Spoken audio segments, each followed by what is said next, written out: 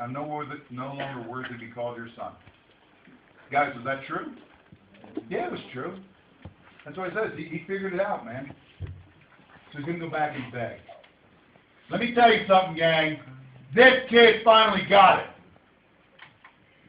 But what difference did it make at this point? Remember what I said earlier? Some of you guys are saying, man, I get it, dude. I've heard this before. I understand. Really? This kid understood, but where was he still sitting in a pile of pig stuff? For real, right? Big deal. I understand. Oh, I get it. I messed up. I should go back to my father. Yeah, I should go back. How many days did you say that? Man, I'm sorry. I should go back to my father. It made no difference in his life that he had it up here. Guys, I'm challenging you, especially you guys who say you have it up here. So what? You better off not having it up there. But if it's up here, the only thing that matters is when it drops down here. It goes from your head to your heart, and it causes you to take action. Just because you understand doesn't mean that you have a relationship. Doesn't mean that you've allowed Jesus into your heart. Doesn't mean that you're walking with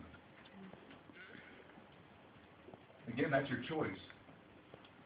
But man, at least be honest about it. Don't try to say, I understand and think you're good.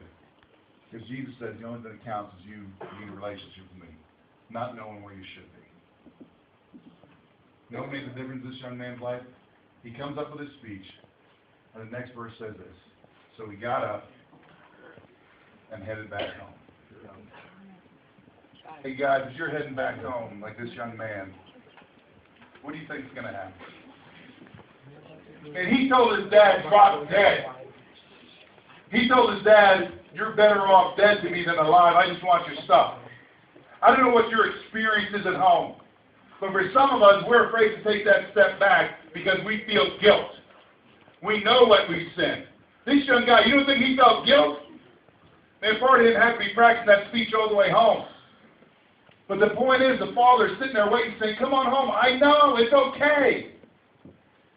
Man, why wouldn't you turn around and come home? Maybe you're worried about a heavenly father who's going to wrap you in a mouth when you get back. Let me tell you something. God never lifts his hands up except to embrace you and hug you and love you. Maybe you're worried about getting home and having God read you the riot act.